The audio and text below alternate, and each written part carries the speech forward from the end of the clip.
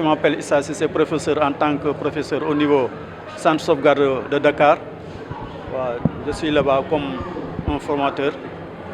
Je suis là-bas, Mangi Fofo. C'est mon présentation, non là mon avoir comme présentation en tant que professeur au niveau Centre Sauvegarde de Guédiawaye. Je suis là-bas en tant que formateur.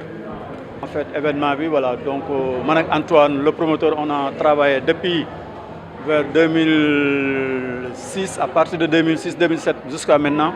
Nous avons travaillé comme jury, parce que comme nous peut-être, nous avons le mode, nous avons des modèles stylistes.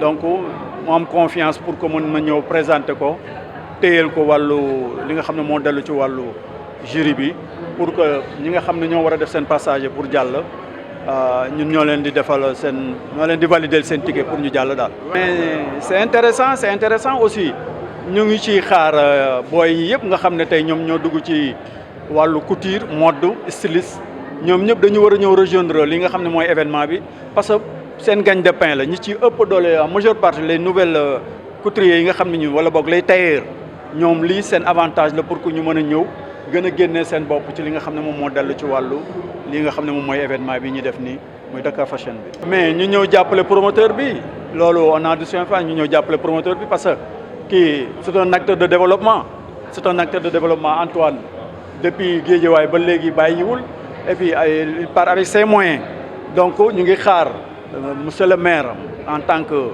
maire de la ville Ahmed Aïdara mais ñu ngi xaar en même temps la maire de commune Sam Notaire madame Kanté ñooñu acteur culturel bi dañu wara ñëw commission culturelle bi dañu wara ñëw rejoindre Antoine il le faut absolument vraiment voilà donc du coup lolu lañuy xaar ci autorité yi voilà té bëgg nañu ñi ñëw gëna téyel Antoine programme bi parce que il le faut acteur culturel la bo xamné mu ngi biir Guédiawaye di initier des am ay initiation yu rafet yo xamné à travers pour les stylistes les couturiers donc kooku ku melni Ahmed Aïdara tay dafa waroon taxaw tay ci programme bi man lima gëm waaw ku melni Ahmed Aïdara en tant que nek maire Guédiawaye dafa waroon ñëw protéger ki nga xam ne mooy le promoteur dafa waroon ñëw jàppale promoteur bi. aussi dañ la sargal ci programme bi waaw ban mbégte nga ci am aussi. waaw man loolu daf ma xaw a bett sax parce que préparé wu ma ko woon parce que man bon liggéey rek laa xam liggéey laa gëm Antoine bi ñuy waxee daf ma wax ne man nañu préparé pour que ñu mën a def li nga xam ne moom defal ko jury bi mais au dernier moment la ma woon benn diplôme ne ma dañ la war a sargal ci li nga xam ne moom mooy programme bi bon mu nekk lu ma bett trop wax ci du yomb mais damay xaar après ñu xool lan mooy suite programme boobu quoi mais lu ma bett la franchement parce que xaaruma ko woon c'est-à-dire ñu gën a innover actuellement couture bi dafa am benn niveau bu mu jël surtout ci wàllu ñu dem ci technologie bi parce que da nga vois des machines yoo xam ne maintenant léegi c'est ba mu la ñuy wax les machines ordinateurs les ciseaux ordinateurs les règles ordinateurs yooyu yëpp ça existe je pèse bien mes mots parce que man li may xam naa ko moom laa la wax sànq man professeur la maa ngi servir au niveau sauvegarde de Guédiawaye justement donc il le faut absolument ñoom it ñu dem ñu baal ma ci kàddu bi quoi ñu yëgal seen niveau bu baax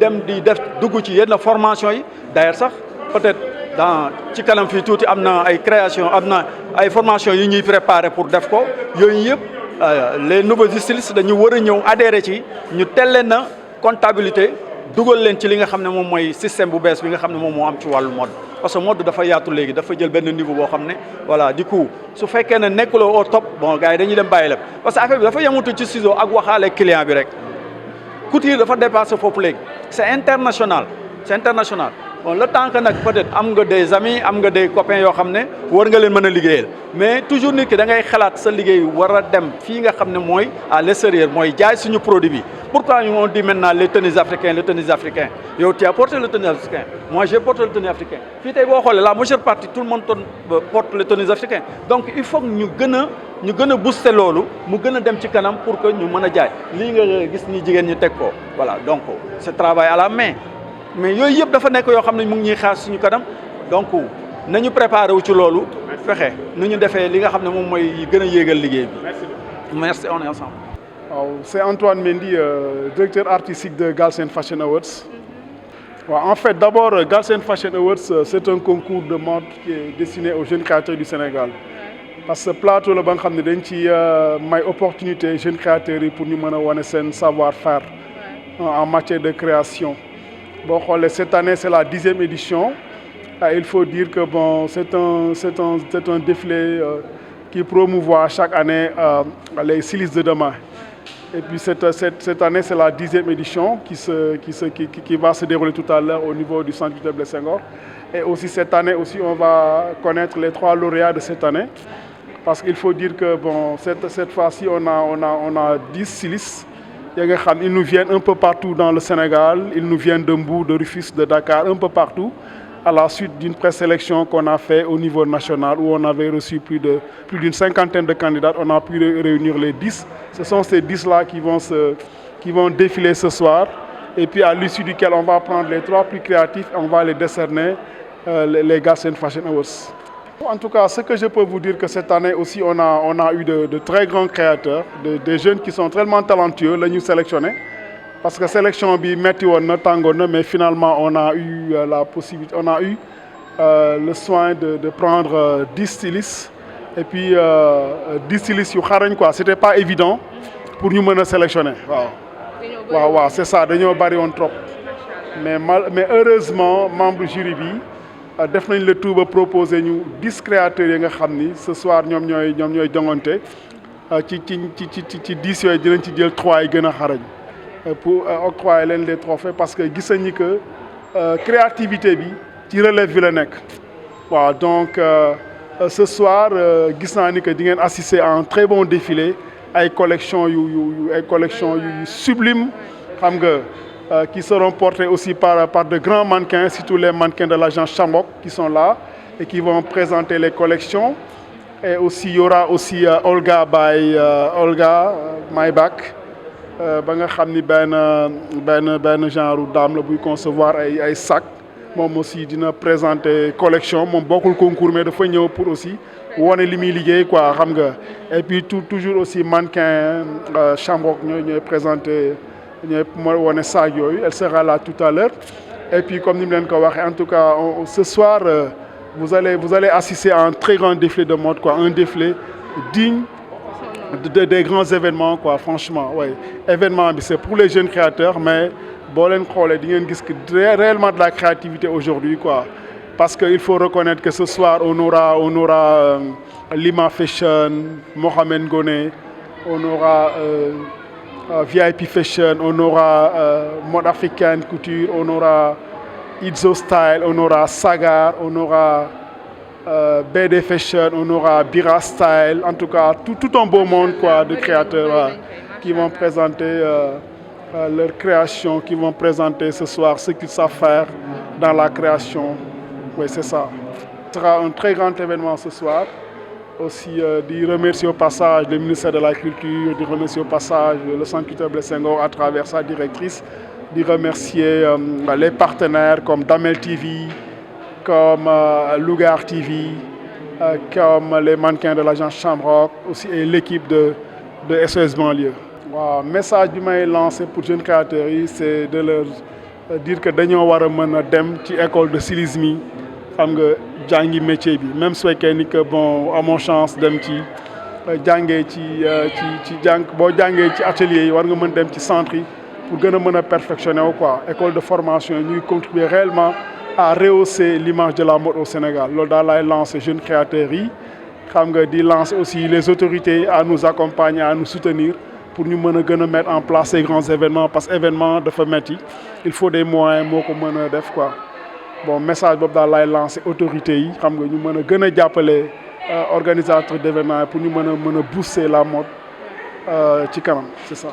waaw c'est que bon c'est ça bon de toute façon di leen encourager rek mais di leen wax que ni aussi ñu fagal rek góorgóorlu xam ni que événement yombul mais dafa laaj savoir-faire laaj équipe laaj ay moyens financiers donc dafa laaj bon ñu xarañ ci li ñuy def xam nga. mën a am maîtrise ak expertise wu mën a décrocher des partenaires voilà loolu quoi di leen laaj aussi ñu regrouper wu en consortium xam nga booloo mooy doole donc bu ñu booloowee dinañu mën a atteindre seen objectif Voilà les quelques mots que j'avais à dire par rapport à ça. Merci. Merci et bonne soirée, monsieur. Ok, merci beaucoup. Bon, maa ngi tudd Moustapha Dieng jóge Djilas ouais. di aussi DG Fashion VIP voilà tey nag aussi ñu ñëwoon fii pour participer ci défilé bi voilà. Défilé bi yow en tant que styliste nan nga gisee événement bi ak défilé bi ak lan mooy sa inspiration ci défilé bi en tant que créatrice de mode.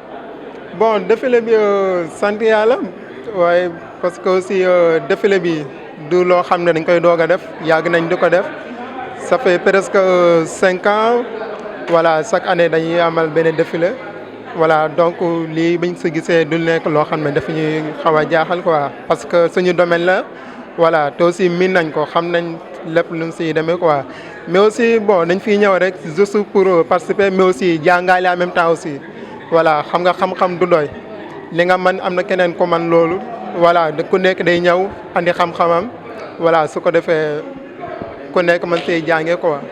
bon expérience yu bëri na voilà wàllum défilé wàllum mode aussi en même temps expérience yu bëri na macha allah voilà mais aussi ñoo ngi siy sant mais ñoo ngi saakuwaat ba tey aussi ndax xam-xam du doy voilà. Merci. Ban message ngay lancé ci les jeunes créateurs yooyu noonu. bon message mooy lancé rek mooy na ko nañ gëm seen bopp voilà ku nekk na nga gëm sa bopp mën a fexe demal sa bopp voilà bañ a aaju si kenn voilà ndax jamono ji aussi ku nekk sa bopp nga fi nekkal voilà bu bañ a xaar kenn si leen bañ a xaar aussi dara si kenn ku nekk na nga gëm sa bopp demal sa bopp te gëm ne ko aussi mën naa nekk voilà parce que affaire aussi c'est pas compliqué ku nekk boo gëmee ne mën naa nekk rek mën naa nekk voilà loolu la ko waa remercier aussi Antoine mi nga xam ne moo ñu may opportunité bi ñu mën si participer voilà di ko remercier bu baax a baax voilà.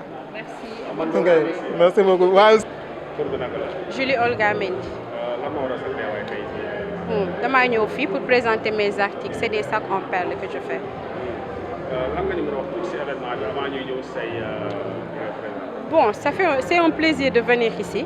C'est ma première fois, donc je suis juste contente d'être là. Et je remercie ceux qui m'ont invité.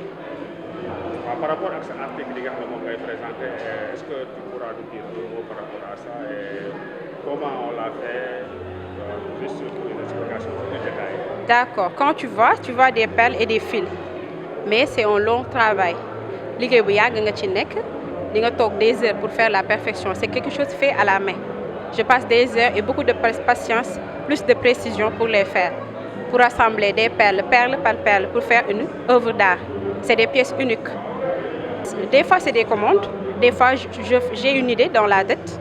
Mais ça inspire ma defar ko. Et je trouve que c'est joli. Et on le commande direct. Je fais par TikTok, Snap et Instagram aussi. Et la marque s'appelle My Bag by Olga. J'ai pas compris. La marque s'appelle My Bag by Olga. Bon, j'ai 2 numéros de téléphone, un WhatsApp et ben bo xamantene appel là. Le WhatsApp c'est 76 461 41 09. L'appel c'est 118 443 99 00. L'adresse est où? Jaxaay. Jaxaay. 56 précisément, terminé 56. D'accord, légui j'en tenue sac moo koy génnee et j'en fais. Légui je leur maanaam dama leen interpeller pour ñu ñëw profiter de regarder mes travaux, mes doigts, ce que mes doigts font, pour ñu xool comment on va essayer de travailler. Parce que c'est une idée aussi. Comme nit ki day solal nit yére, moi j'assemble avec les sacs. C'est un accessoire de plus dans vos vêtements. État bu la doon jàppale lan nga koy wax. Bon, je fais de l'art en tout cas. Il va comprendre. De toute façon, je fais de l'art. Ok, merci. Ok, merci à vous.